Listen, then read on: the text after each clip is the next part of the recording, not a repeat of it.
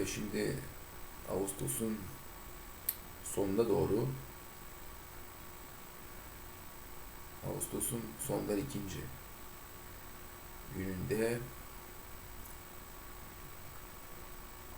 Ağustos ayı ile alakalı Augustus ve Augustus'un meslektaşı Caesar'ın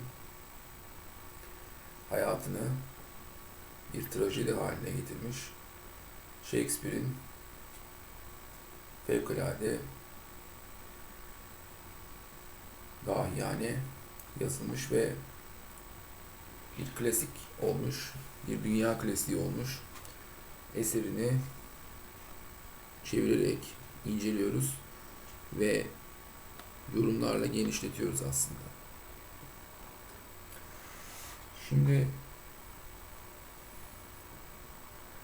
4. sahneye geldik.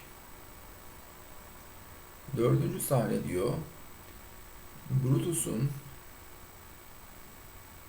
evinin önüne bakan bir sokağın bir başka kısmında geçmektedir diyor.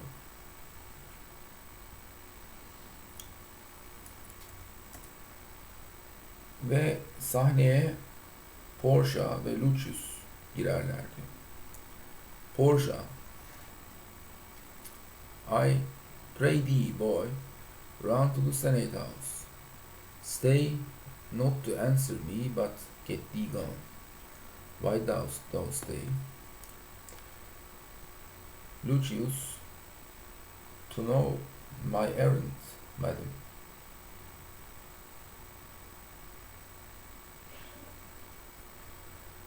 Portia, I would have had thee there and here again. Here I can tell thee what thou shouldst do there. O constancy, be strong upon my side. Set a huge mountain between my heart and tongue. I have a man's mind, but a woman's might. How hard it is for women to keep counsel. Art thou here yet? Lucius, madam, what should I do? Run to the capital and nothing else, and so return to you and nothing else. Portia, yes, bring me word, boy, if thy lord look well, for he went sickly forth.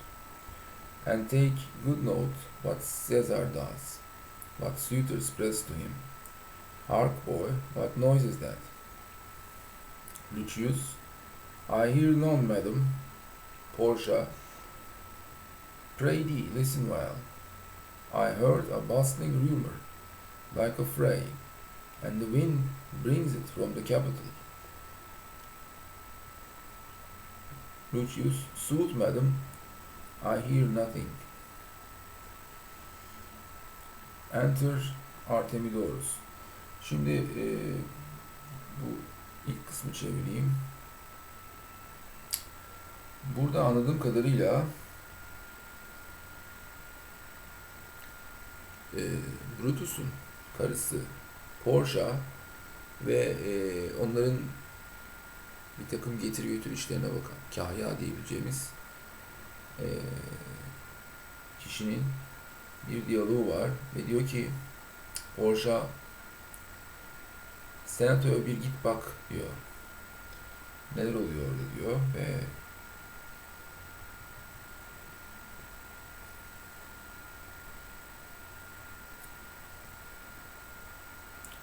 senatoya gitmişken diyor Brutus'un vaziyetine bir bak. Çünkü çıktığında birazcık hastaydı diyor. Onu iyice tetkik et diyor. Ve bir de Caesar'ın ne yaptığına dikkat et diyor. Ve ona dilekçe verenlerin hangi dilekçeleri ilettiklerini gözlemle diyor.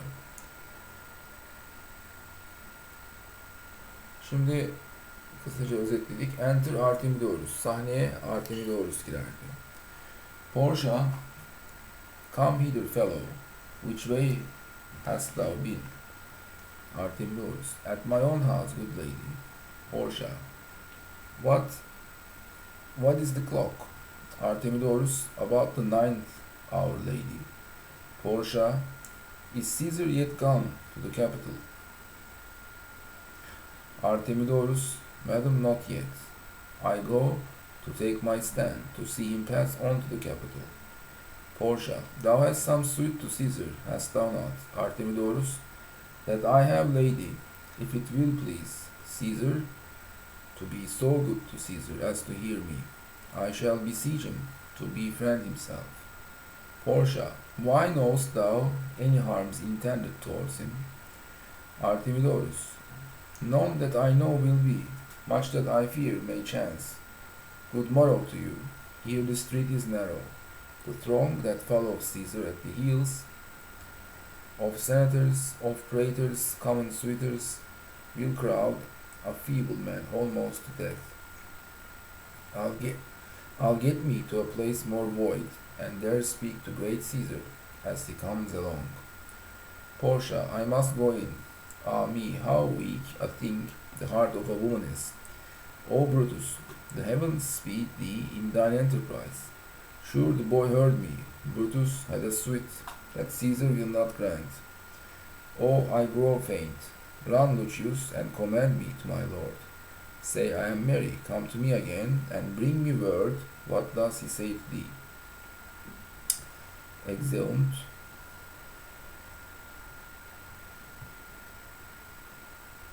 Şimdi bununla beraber 3. perdeye geldik. Şimdi şunu bir çevirelim. Artemidorus sahneye girer ve Portia diyor ki, arkadaş buraya gel diyor. Nereden geliyorsun diyor. Artemidorus, hanımefendi diyor, kendi evimden geliyorum diyor. Peki saat kaç diyor. Takriben diyor saat 9. saattir diyor Artemidorus. Peki diyor Sezar Kapitol'e vardı mı diyor. Artemidorus henüz varmamıştır diyor. Ve ben de oraya gidip kendi konumumu alacağım ve Kapitol'e geçişinde onu görmeye çalışacağım diyor. Portia diyor ki, senin Sezar'a sunacağın bir dilekçen var, öyle değil mi diyor. Artemidorus diyor ki, evet hanımefendi, bir dilekçen var diyor. Ve bu Sezar'ı hoşnut edecek bir dilekçedir diyor. Ve Sezar beni dinlerse aslında kendi menfaati için çok iyi olur diyor. Ve kendisine yalvararak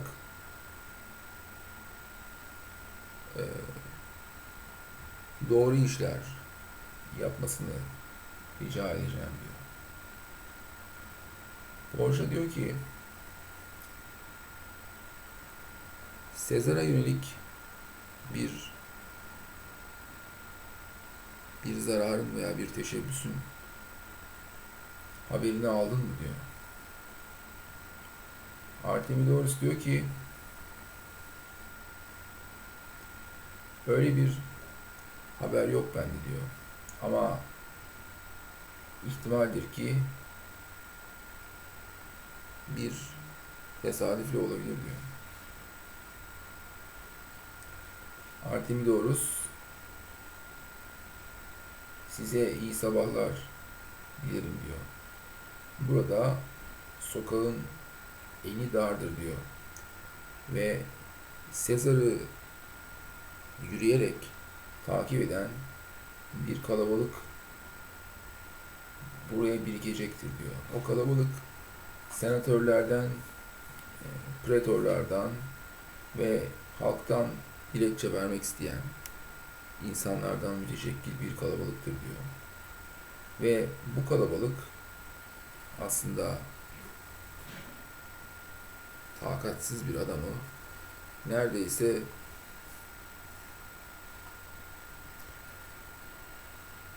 öldürebilecektir diyor. Ve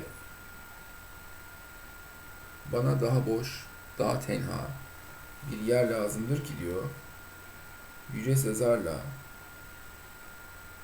kısacık da olsa, ayaküstü de olsa konuşabileyim diyor. Ve Artemidorus sahneden çıkardı. Portia şöyle diyor, ben de gitmeliyim diyor. Ah, bir kadının kalbi diyor. Ne de hassastır. Bak, bir kadının kalbi ne kadar da dikkatlidir diyebiliriz. Ey Brutus,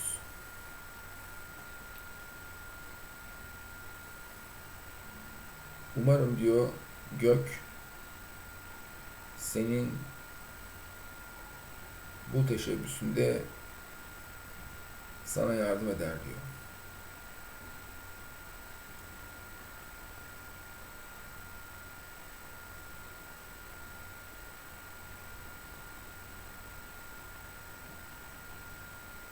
Şu The Boy Heard Me derken herhalde Lucius'tan bahsediyor. Lucius beni işitmiştir diyor. Ve Brutus'un diyor Sezar'ın asla kabul etmeyeceği bir talebi vardır diyor. Neredeyse bayılacağım diyor. Koş diyor çabuk Lucius ve beni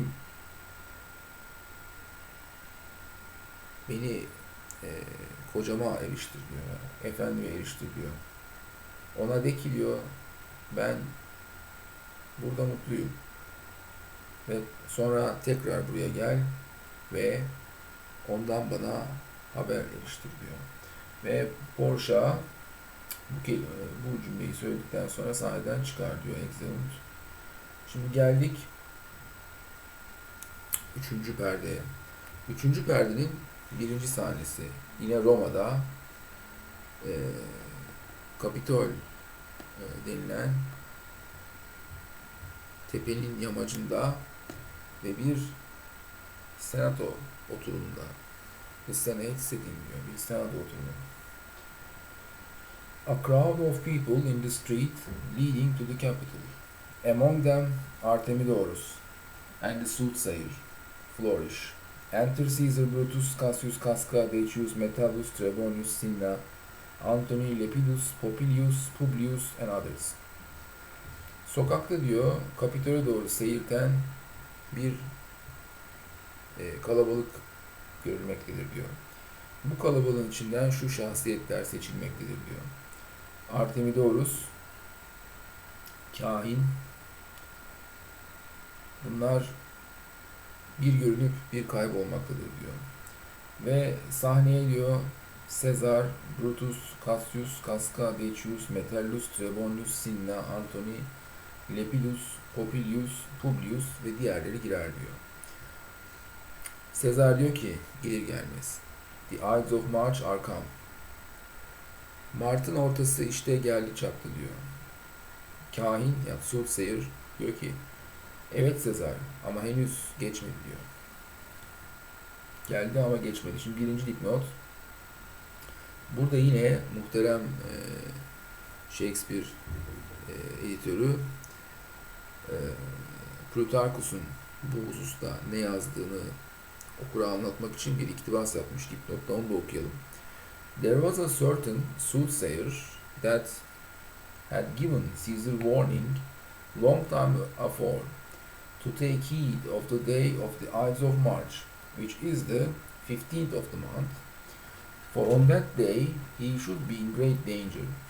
That day being come, Caesar going into the Senate house, and speaking merrily unto the soothsayer, told him, The Ides of March be come.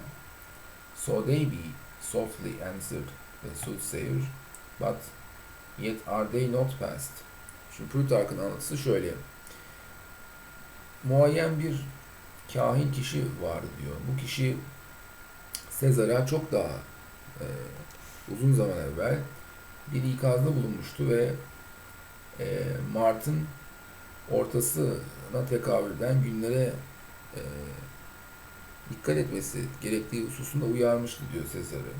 Ve bu Ides of March denilen e, günler daha ziyade bir ayın, o ayın, yani Mart ayının 15'i diyor. Ve işte bilhassa o gün çok yoğun tehlike de olacağını bildirmişti diyor Sezar'a. Ve o gün gelip çattığında diyor Sezar senatoya giderken kahine rastlamış ve kahinle neşeli bir tonda konuşmuştur ve ona şöyle demiştir diyor.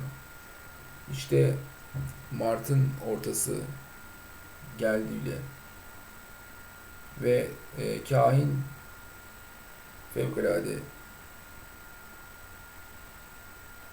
serin kanlı bir sesle öyle olmuş olabilir ama henüz geçmemiştir demiş. Plutark bunu böyle anlatıyor.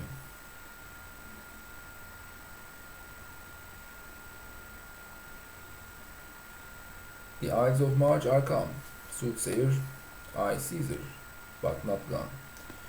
Artemidorus şöyle diyor. Hail Caesar, read the schedule. Selam sana Ulu Sezar. Lütfen bu yazıyı, bu programı okuyunuz diyor. Decius Trebonius does desire you to overread at your best leisure this his humble suite. Trebonius sizden bu yazıyı mütalaa etmenizi istiyor diyor ama bunu bir boş vaktinizde yapın. İşte bu da onun tevazuyla yazdığı dilekçesidir ve yazısıdır diyor. Artemidorus şöyle diyor. O Caesar, read mine first, for mine's a sweet that touches Caesar nearer. Read it, great Caesar. Ey Sezar diyor, benimkini öncelikle okuyun çünkü benimki siz Sezar'ın şahsiyetine daha samimi, sizin şahsiyetinize daha samimice dokunan bir yazıdır. Bunu okuyun Ulu Sezar diyor. Sezar şöyle diyor. What touches us ourselves shall be last served. Bizim nefsimizle ilgili olan diyor, yani şahsımızla ilgili olan en sona kalsın diyor. Artemidorus diyor ki, delay not Caesar, read it instantly. Ey Sezar diyor, tehir etmeyiniz, şimdi hemen okuyunuz diyor. Şimdi ikinci dipnotta Artemidorus hakkında bir malumat veriyor.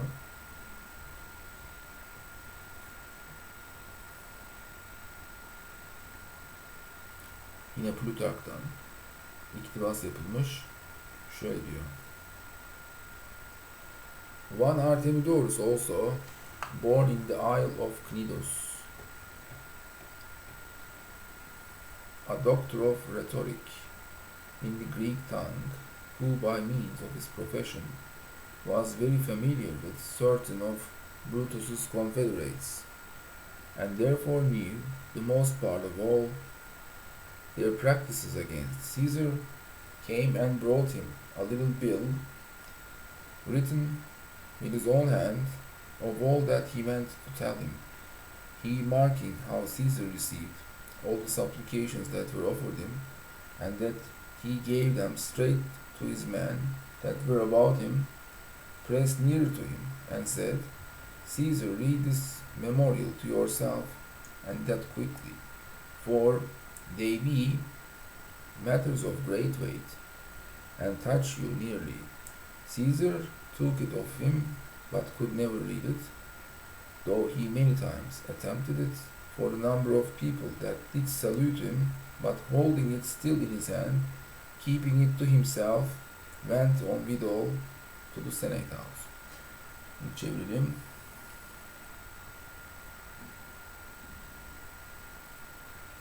Bu Artemidorus denilen kişi diyor, Knidos'ta doğmuş. Acaba Knidos da Reşadiye Yarımadası mı, yoksa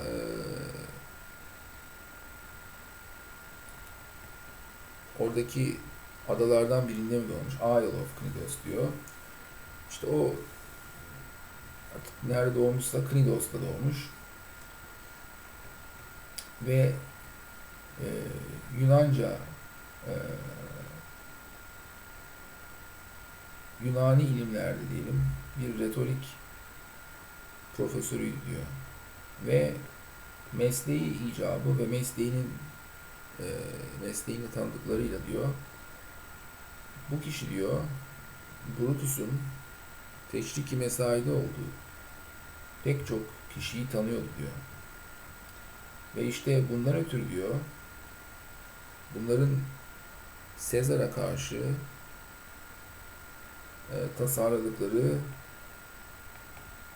suikastın büyük bir kısmını biliyordu bu kişi diyor. Ve bu kişi kısacık bir yazı yazıp getirmiş, kendi el yazısıyla yazmış ve Sezar'ı ikaz etme amacındaydı diyor. Ve diyor Artemidorus Sezar'ı gözlemleyerek kendisine sunulan bir takım dilekçeleri aldığını tespit edince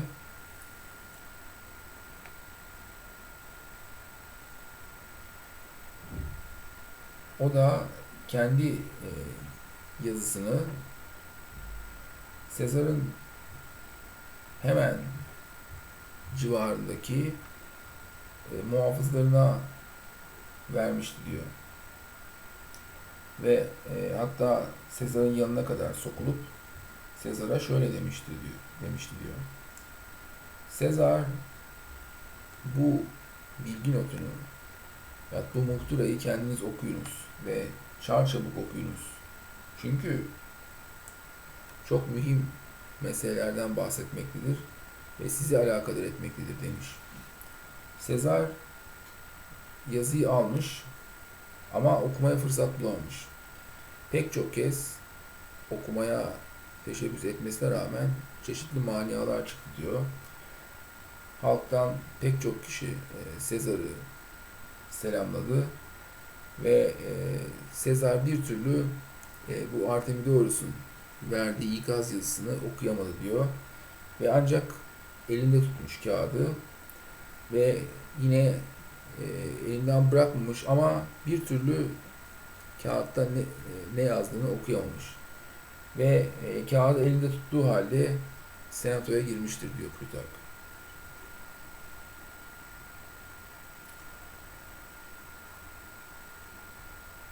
Demek ki kaderin önüne geçilemiyor demek. Çünkü böyle bir mesaj da var. Kaderin önüne geçilemez. Zaten trajedilerin umumi mesajı budur aslında. Olacak olan odur. Kaderin önüne geçilemez. Tabii bir de şu var. Bir temada kahramanın bazı zafiyetleri, insani zafiyetleri trajik düşmesine sebep oluyor. Yani hem kader işliyor hem de aslında o trajik kahramanın bir takım şahsi kusurları ona sebep oluyor.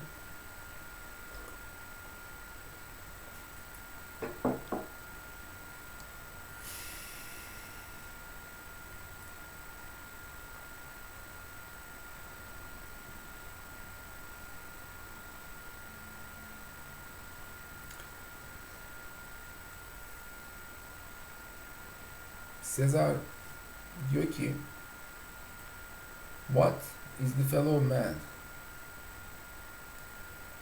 Bu herif deli midir diyor. Publius Sirra Give place diyor.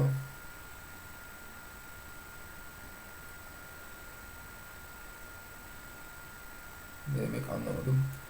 Cassius diyor ki what urge you your petitions in the street? Come to the capital. Niçin diyor dilekçelerinizi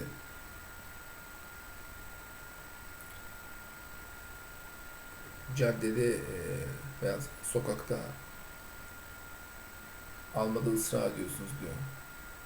Kapitole buyurunuz diyor. Caesar enters the capital, the rest following. All the senators rise. Sezar kapitole girer ve mahiyeti Sezar'ı izler diyor. Ve Sezar kapitole girer girmez bütün senatörler ayağa kalkar diyor.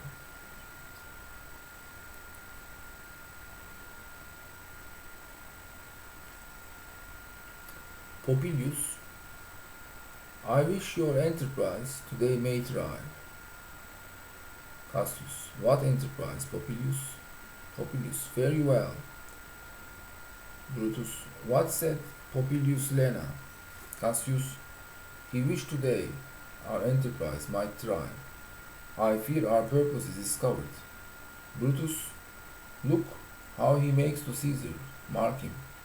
Cassius, Casca, be sudden, for we fear prevention. Brutus, what shall be done? If this be known, Cassius or Caesar never shall turn back, for I will slay myself. Brutus, Cassius, be constant. Popilius Lena speaks not of our purpose, for look, he smiles, and Caesar doth not change.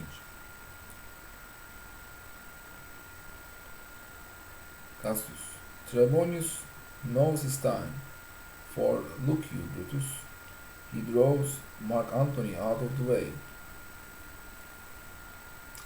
Exeunt Antony and Trebonius, Caesar and the senators take their seats. Decius, where is Metellus Cimber? Let him go, and presently prefer his suite to Caesar. Brutus, he is addressed, press near and second him. Cinna, Casca, you are the first that rears your hand. Casca, are we all ready?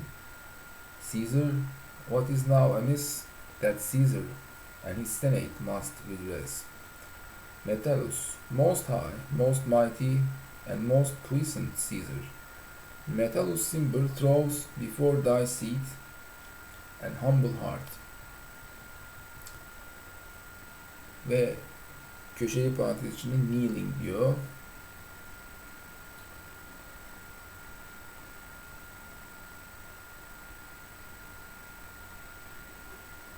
Caesar şöyle diyor. I must prevent thee, Cimber, these couchings and these lowly courtesies might fire the blood of ordinary men, and turn pre-ordinance and first decree into the play of children. Be not fond to think that Caesar bears such rebel blood, that will be thawed from the true quality with that which melted fools. I mean sweet words, low crooked courtesies, and base spaniel fawning. The brother by decree is banished. If thou dost bend and pray, and fawn for him, I spurn thee like a cur out of my way. Metellus, Caesar, thou dost me wrong. Caesar did never wrong, but with just cause, nor without cause will he be satisfied. Metellus, is there no voice more worthy than my own, to sound more sweetly in great Caesar's ear, for the repealing of my banished brother? Brutus, I kiss thy hand, but not in flattery, Caesar, desiring thee that Publius Cimber may have an immediate freedom of repeal. Caesar, what Brutus? Cassius, pardon, Caesar. Caesar, pardon. As low as to thy foot doth Cassius fall, to beg enfranchisement for Publius Cimber. Caesar, I could be well moved if I were as you. If I could pray to move, prayers would move me. But I am constant as the northern star, of those true fixed and resting quality. There is no fellow in the firmament. The skies are painted with unnumbered sparks. They are all fire, and everyone does shine. But there is but one in all does hold his place. So in the world is furnished well with men, and men are flesh and blood, and apprehensive. Yet in the number I do know but one that unassailable holds on his rank, unshaked of motion, and that I am he. Let me a little show it, even in this, that I was constant, Simber should be banished, and constant do remain to keep him so.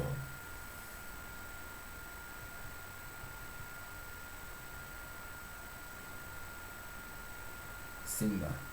O Caesar, Caesar, hence wilt thou lift up Olympus? Decius, great Caesar, Caesar, does not Brutus, bootless, kneel? Casca, speak, hands for me. Casca stabs Caesar in the neck.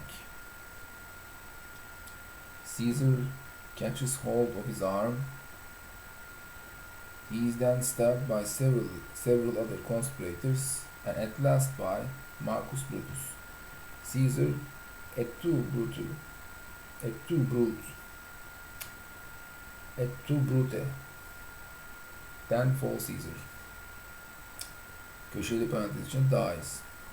The senators and people retire in confusion.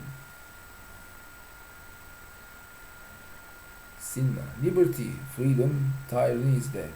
Run hence, proclaim, cried about the streets. Cassius, some to the common pulpits and cry out, liberty, freedom, and enfranchisement. Brutus, people and senators, be not affrighted, fly not, stand still, ambition's depth is pent.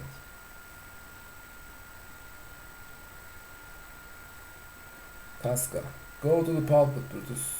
Decius, and Cassius too. Brutus, where is Publius? Cinna, here, quite confounded with this mutiny. Metellus, stand fast together, lest some friend of Caesar's should chance. Brutus, talk not of standing. Publius, good cheer. There is no harm intended to your person, nor to no Roman else. So tell them, Publius. Cassius, and leave us, Publius, lest that the people, rushing on us, should do your age some mischief. Brutus, do so, and let no man abide this deed, but we the doers. Re-entered Trebonius. Cassius, where is Antony? Trebonius fled to his house amazed. Men, wives, and children stare, cry out and run, as it were doomsday. Brutus, fates, we will know your pleasures, that we shall die, we know. 'Tis but the time, and drawing days out, that men stand upon. Casca, why he that cuts off 20 years of life, cuts off so many years of fearing death? Brutus, grant that, and then is death a benefit. So are we Caesar's friends that have abridged his time of fearing death. Stoop, Romans, stoop, and let us bathe our hands in Caesar's blood, up to the elbows, and besmear our swords. Then walk we forth, even to the marketplace, and waving our red weapons over our heads. Let's all cry, peace, freedom, and liberty. Cassius, stoop, then and wash. How many ages hence shall this our lofty scene be acted over, in states unborn and accents yet unknown? Brutus, how many times shall Caesar bleed in sport, that now on Pompey's bases lies along, no worthier than the dust? Cassius. So oft as that shall be, so often shall the not of us be called the men that gave their country liberty. Cassius. What shall be forth? Cassius. Every man away. Brutus shall lead, and we will grace his heels with the most boldest and best hearts of Rome. Brutus. Soft. Who comes here? Enter a servant. A friend of Antony's. Servant. Thus, Brutus, did my master bid me kneel, thus did Mark Antony bid me fall down, and being prostrate, thus he bade me say, Brutus is noble, wise, valiant, and honest. Caesar was mighty, bold, royal, and loving. Say I love Brutus, and I honor him. Say I feared Caesar, honored him, and loved him. If Brutus will vouchsafe that Antony may safely come to him, and be resolved, how Caesar hath deserved to lie in death, Mark Antony shall not love Caesar dead, so well as Brutus living, but will follow the fortunes and affairs of noble Brutus, through the hazards of this untrod state, with all true faith. So says my master Antony. Brutus. Thy master is a wise and valiant Roman. I never thought him worse. Tell him, so please him, come unto this place. He shall be satisfied, and by my honor depart untouched. Servant. I'll fetch him presently. Exit the servant. Brutus. I know that we shall have him well to friend. Cassius. I wish we may, but yet have a mind that fears him much, and my misgiving still falls shrewdly to the purpose. Brutus. But here comes Antony. Antony re-enters. Welcome, Mark Antony. Antony. O mighty Caesar, dost thou lie so low? Are all thy conquests, glories, triumphs, and spoils shrunk to this little measure? Fare thee well. I know not, gentlemen, what ye intend. Who else must be let blood? Who else is rank? If I myself, there is no hour so fit as Caesar's death hour, nor no instrument of half that worth as those your swords, made rich with the most noble blood of all this world. I do beseech you, if you bear me hard, now whilst your purple hands do reek and smoke, fulfill your pleasure, live 1,000 years. I shall not find myself so apt to die. No place will please me so, no mean of death, as here by Caesar and by you cut off, the choice and master spirits of this age. Brutus. O Antony, beg not your death of us, though now we must appear bloody and cruel, as by our hands and this our present act you see we do, yet see you but our hands, and this the bleeding business they have done, our hearts you see not, they are pitiful, and pity to the general wrong of Rome, as fire drives at fire, so pity, hath done this deed on Caesar. For your part, to you our swords have leaden points, Mark Antony, our arms in strength in amity, and our hearts of brothers tempered, to receive you in with all kind love, good thoughts, and reverence. Cassius. Your voice shall be as strong as any man's in the disposing of new dignities. And Brutus, only be patient till we have appeased the multitude beside themselves with fear. And then we will deliver you the cause. Why I, that big love Caesar, when I struck him, have thus proceeded. Antony. I doubt not of your wisdom, let each man render me his bloody hand. First, Marcus Brutus will I shake with you. Next, Caius Cassius, do I take your hand. Now, Decius Brutus yours, Now yours Metellus, yours Cinna, and my valiant Casca yours. Though last, not least in love, yours good Trevonius. Gentlemen all, else what shall I say? My credit now stands on such slippery ground that one of two bad ways you must concite me, either a coward or a flatterer. That I did love thee, Caesar, all is true. If then thy spirit look upon us now, shall it not grieve thee dearer than thy death, to see thy Antony making his peace, shaking the bloody fingers of thy fools? Most noble, in the presence of thy courts, had I as many eyes as thou hast wounds, weeping as fast as they stream forth thy blood, it would become me better than to close, in terms of friendship, with thine enemies. Pardon me, Julius, here wast thou bathed, brave heart, here didst thou fall, and here thy hunters stand, signed in thy spoil, and crimsoned in thy death. O world, thou wast the forest to his heart, and this indeed. O world, the heart of thee, how like a deer stricken by many princes, dost thou here lie.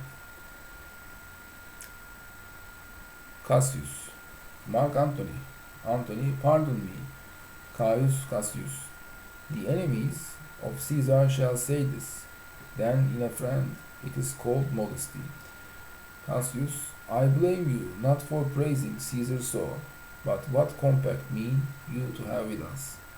Will you be pricked in a number of friends, or shall we own and not depend on you? Antony, therefore I took your hands, but was indeed swayed from the point by looking down on Caesar. Friends, am I with you all and love you all upon this hope, that you shall give me reasons why and wherein Caesar was dangerous. Brutus.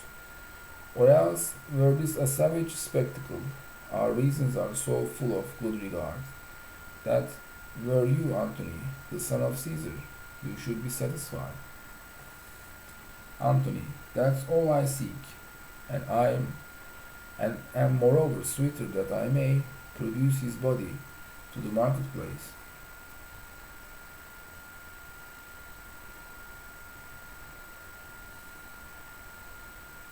And in the pulpit, as becomes a friend, speak in the order of his funeral. Brutus, you shall, Mark Antony. Cassius, Brutus, a word with you. You know not what you do. Do not consent. That Antony speak in his funeral. Know you how much the people may be moved by that which he will utter. Brutus, by your pardon, I will myself into the pulpit first, and show the reason of our Caesar's death. What Antony shall speak, I will protest. He speaks by leave and by permission, and that we are contented Caesar shall have all due rights and lawful ceremonies. It shall advantage more than do us wrong. Cassius, I know not what may fall, I like it not. Brutus, Mark Antony, here take you Caesar's body. You shall not in your funeral speech blame us, but speak all good you can devise of Caesar, and say you don't by our permission.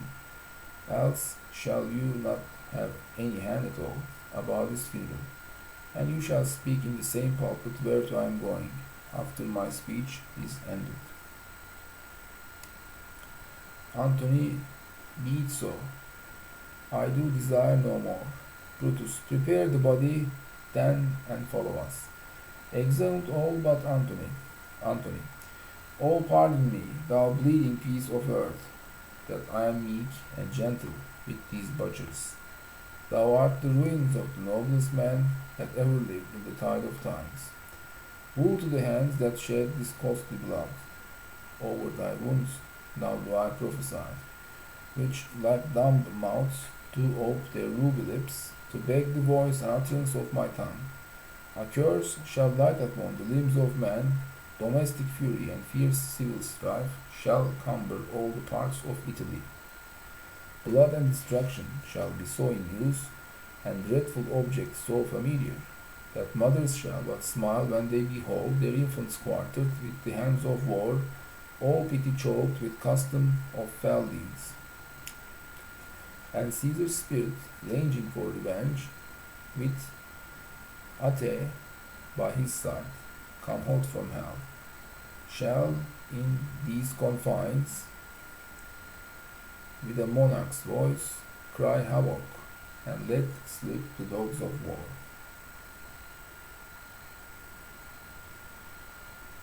That this foul deed shall smell above the earth, with carrion man groaning for burial. Enter a servant. You serve Octavius Caesar, do you not? Servant, I do, Mark Antony. Caesar did write for him to come to Rome. Servant, he did receive his letters, and is coming, and bid me say to you by word of mouth. Seeing the body, says, O Caesar. Antony, thy heart is big. Get thee apart and weep. Passion I see is catching, for mine eyes, seeing those beads of sorrow stand in thine, begin to water. Is thy master coming? Servant, he lies tonight within 7 leagues of Rome. Antony, post back with speed, and tell him what hath chanced. Here is a morning Rome, a dangerous Rome, no Rome of safety. For Octavius yet, high hands, and tell him so. Yet stay a while, thou shalt not back till I have worn this course into the marketplace. There shall I try, in my oration, how the people take the cruel issue of these bloody men, according to the which thou shalt discourse to young Octavius of the state of things. Lend me your hand, exeunt with Caesar's body. Şimdi ikinci sahneye geldik. İkinci sahnede geçmeden önce sonraki seansta şunu çeviriyorum.